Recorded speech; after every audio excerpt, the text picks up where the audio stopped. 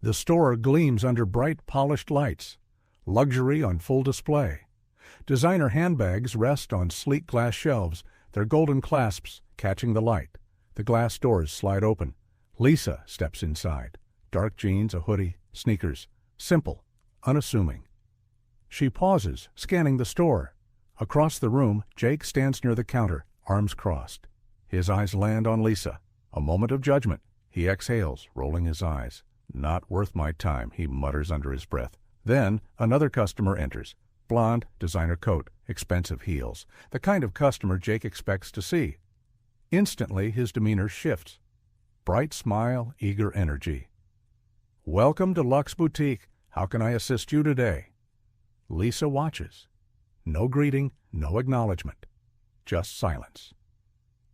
Her expression doesn't change, but her eyes sharpen. She's seen this before. She knows exactly what's happening. And she lets it play out. The store gleams under bright lights, shelves stacked with luxury handbags, jewelry, and designer shoes. The brand's signature logo is displayed prominently at the entrance, a silent invitation to the wealthy elite. Crystal chandeliers hang from the ceiling, reflecting elegance and exclusivity. Soft classical music plays in the background, reinforcing the upscale ambiance. The price tags alone make it clear this is not a place for budget shoppers. Jake stands behind the main counter, straightening his tie.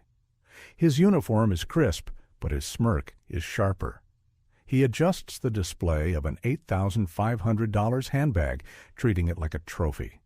He scans the store, eyes narrowing as he evaluates customers like their competition. To him, the store is more than a job, it's a status symbol. The kind of place where only certain people belong. His sharp blue eyes flick from one shopper to another, instantly categorizing them. Expensive suit? High priority. Casual jeans? Barely worth a glance. Jake's philosophy is simple. Luxury isn't for everyone. A man in an Armani suit steps in. Jake immediately straightens up, flashing his most professional smile. "Good afternoon, sir. Looking for something exclusive today?" His voice drips with rehearsed politeness. The man nods, barely acknowledging Jake's enthusiasm. Jake doesn't mind. Wealthy customers don't need to be friendly, just wealthy. A woman in sweatpants and sneakers enters a few minutes later. Jake doesn't bother greeting her. He rolls his eyes, focusing on fixing the alignment of expensive wallets on the counter. Behind him, Mike, the store manager, watches with folded arms. He's in his mid-40s, dressed in a sleek black suit, his tie neatly adjusted. Mike doesn't share Jake's arrogance, but he also doesn't correct it. The store's reputation is built on exclusivity, and if Jake filters out unworthy customers, it saves time. "Stay sharp, Jake," Mike says, nodding toward the Armani-suited customer. "People like him are what keep this place running." Jake grins. "Exactly, sir." There's an unspoken agreement between them. Prioritize the elite, dismiss the rest. Jake adjusts his name tag, confidence high. He's convinced that if he keeps up his standards, Mike will reward him with a promotion. He's not just selling products, he's selling status. What he doesn't realize, he's about to make the biggest mistake of his career. Lisa steps into the store, her sneakers silent against the polished marble floor. The scent of expensive perfume lingers in the air. Rows of designer handbags line the glass shelves, each placed with precision. Jake leans against the counter, eyes locked on his phone. He barely acknowledges her presence. Lisa walks up to the display, scanning the collection, before pointing at an elegant handbag with gold-plated hardware. "Excuse me, can you tell me about this bag?" Jake exhales through his nose, still not making eye contact. His fingers tap against the counter, impatient. "That bag is really expensive," he says, dragging out the words. His gaze flicks to her hoodie and jeans. "Maybe you'd prefer something more affordable?" Lisa raises an eyebrow. Her expression remains unreadable. "I just want the details." Jake finally looks up, a smirk playing on his lips. He gestures toward the bag lazily. It's from our exclusive collection, $8,500. We don't do discounts. His voice is edged with sarcasm. Lisa nods, unbothered. I'll take it. Please wrap it up. Jake blinks, caught off guard. For the first time, uncertainty flickers across his face. He expected hesitation, excuses, maybe even an awkward laugh. Instead, she stands firm, waiting. He forces a chuckle. Are you sure? We don't do refunds if you change your mind later. His tone sharpens on the last words, an unsubtle jab. Lisa meets his gaze, unshaken. I said I'll take it. The tension is thick. Other customers glance over, but remain silent. A few shift uncomfortably, sensing something off. Jake's smirk fades. His fingers drum against the counter, considering his next move. He should just process the transaction. But instead, he hesitates, his own biases clouding his judgment. The atmosphere in the store shifts. A few customers glance toward the counter, sensing the tension. Lisa remains composed, but her sharp gaze doesn't miss a thing. Nearby, Emma, blonde, mid-20s, dressed in a sleek beige coat, frowns as she watches the interaction. She had been admiring a display of jewelry, but Jake's tone pulls her attention. She steps closer, voice firm. Excuse me, but that was incredibly rude. She's a paying customer. Jake barely spares her a glance. He exhales, shaking his head like he's the one being inconvenienced. I'm just doing my job, he says, his smirk returning. Some people don't belong in high-end stores. A few customers murmur, uncomfortable with the statement. Emma's jaw tightens. You mean people who don't look rich enough for you? Jake shrugs. I mean people who waste our time. His eyes flick back to Lisa, making his meaning clear. Emma's hands clench into fists. You don't even know who she is. Jake scoffs. I know enough. Lisa finally speaks, her voice even. Emma, it's fine. Emma turns to Lisa, frustration clear in her expression. No, it's not. He's treating you like you don't belong here. Lisa gives her a small but knowing smile. Let him. Emma hesitates, confused. But Lisa's calm demeanor doesn't waver. Jake watches, arms crossed, convinced he's won this little exchange. What he doesn't realize? He's walking straight into his downfall. Lisa remains calm, her expression unreadable. She studies Jake for a moment before speaking. I'd like to speak to the store manager. Jake smirks like he expected this. Without hesitation, he reaches for the store phone and dials, Hey Mike, got a situation up front. His voice drips with amusement. Within minutes, Mike, mid-war 40s, wearing a crisp suit and a Bluetooth earpiece, emerges from the back. His gaze sweeps over the store before landing on Lisa. He doesn't even ask what happened. Instead, he walks straight to Jake's side, arms crossed. What's the issue here? Mike's tone is clipped, already treating Lisa like a problem rather than a customer. Lisa tilts her head slightly, unimpressed. I was about to purchase an $8,500 handbag, she says, voice controlled. But instead of helping me, your employee implied I couldn't afford it. Is this how you train your staff? To judge customers based on their appearance?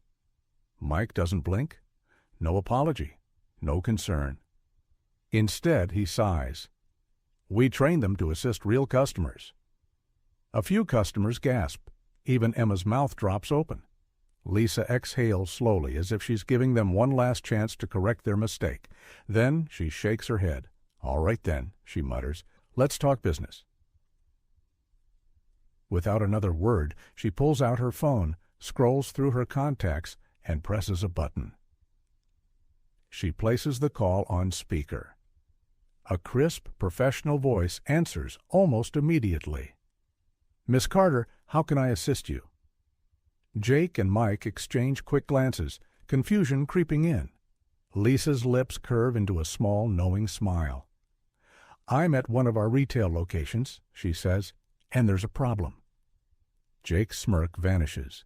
Mike stiffens, because in that moment it finally clicks. Lisa Carter, Not just a customer, not just another shopper, but Lisa Carter, the CEO of the company that owns this entire brand. The air in the store shifts. The casual arrogance on Jake's face melts away as he watches Lisa speak on the phone, her tone cool and authoritative. "This is Lisa Carter. I'm at one of our retail locations, and there's a problem." Jake's fingers twitch at his sides. His mind races. Lisa Carter? That name sounds familiar. Mike, standing beside him, frowns in confusion. Then his eyes widen. Recognition hits him like a freight train. "Wait." Mike's voice falters. "Lisa Carter? As in, the Lisa Carter?" Lisa turns her gaze toward them, a small, knowing smile tugging at her lips. "Yes," she says simply, "the CEO of the company that owns this store." Jake's stomach drops. His throat goes dry. Mike visibly stiffens, his face going pale. "Miss Carter," he stammers, his corporate tone kicking in. We had no idea you were—" Lisa raises a hand, silencing him. "No, you didn't," she agrees, "because if you had, I doubt you and your employee would have treated me this way." Jake feels his knees go weak. The CEO? He had just humiliated and mocked the CEO of the very brand he worked for. The store falls into an uneasy silence. Other customers, now fully aware of what's happening, whisper among themselves, eyes darting between Lisa, Jake, and Mike. Emma folds her arms, smirking slightly. "Told you that you didn't know who she was." Jake swallows hard. His mind scrambles for an excuse, a way out, anything to fix this. But it's too late. The damage is already done. The realization hits like a thunderbolt. Mike's professional mask cracks first. His stiff posture softens as he scrambles to recover. Panic flashes in his eyes. "Miss Carter," he rushes, his voice suddenly dripping with regret. We had no idea. If we had known—" Lisa's gaze sharpens. "If you had known," she repeats. "So, you're saying my treatment would have been different only if you knew who I was?" Mike opens his mouth, but no words come out. Jake, meanwhile, feels his heartbeat pound in his ears. I was just following protocol," he blurts, his voice cracking. "It wasn't personal. Lisa lifts a hand, silencing him. She slowly turns to face the other customers in the store. Some are pretending not to watch, but most are glued to the scene. The tension is suffocating. Lisa's voice carries across the room, strong, controlled, unshaken. "I'd like to ask everyone here," she says, "should a store treat any customer differently based on how they look?" A murmur spreads. A few shake their heads. Others whisper among themselves. Then Emma, the woman who tried to defend Lisa earlier, speaks up loud and clear. "Absolutely not," she says. "What happened here was disgusting." Another voice chimes in from the back. "This happens more than people think, and it needs to stop." Jake's stomach sinks. Lisa nods. She turns back to Jake and Mike. Neither of them can meet her eyes anymore. "The problem," she says, "isn't just about me. It's about how many people you've treated this way before, how many customers you've insulted, ignored, or pushed away, just because you thought they didn't belong here." Jake feels sick. Every interaction, every rude smirk, every judgment he passed over the years suddenly weighs on him. And now he's the one being judged. Jake's throat goes dry. He knows what's coming. Lisa crosses her arms, her expression unreadable. The silence stretches. "I could fire you right now," she finally says, her voice even, "and I'd have every right to." Jake's stomach plummets. Mike stays silent, his usual arrogance completely shattered. "But," Lisa continues, her eyes locked on Jake, "I believe people can change, if they're willing to." Jake blinks, confused. Is she giving him a chance? "You have two choices," Lisa says firmly. "Either leave this job today or commit to full diversity and sensitivity training. Learn, grow, change." Jake hesitates. His pride screams at him to walk away. But deep down, shame twists in his gut. This isn't just about keeping his job. It's about who he is. Lisa waits. The whole store watches. Finally, Jake exhales and nods. I'll take the training. His voice is small, but sincere. Lisa doesn't smile, but there's something in her eyes, a flicker of approval. She turns to the gathered customers. A quiet energy fills the space. This isn't just about one employee, she announces. From today, our company will ensure that every employee, managers included, goes through training to prevent discrimination. A wave of murmurs. Then a few people start clapping.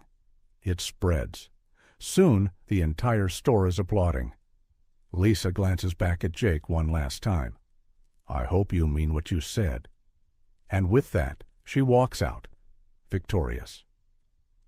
The store has the same luxurious atmosphere, but something feels different. Jake stands behind the counter, straightening a row of designer handbags. His posture is relaxed, not the arrogant stance from before. The glass doors slide open. A black woman enters, dressed in casual jeans and a hoodie. She scans the store, her eyes lingering on a handbag. Jake notices her immediately. His old instincts twitch, but he silences them. Instead, he steps forward with a warm, professional smile. Good afternoon, ma'am. How can I assist you today? The woman looks up, slightly surprised. Oh, I was just browsing. Take your time, Jake says. Then, instead of dismissing her, he adds, That bag you're looking at? It's handcrafted leather. Would you like me to bring it out so you can see the details up close? The woman nods. That would be great, actually. Jake carefully retrieves the handbag, placing it in front of her. It's one of our best sellers, he explains, his tone respectful, not condescending. The woman smiles. Thank you, you're really helpful. Jake nods, but deep down he feels something strange. Relief, growth, redemption. The past isn't erased, but today he made a choice. And maybe, just maybe, he's a better man for it.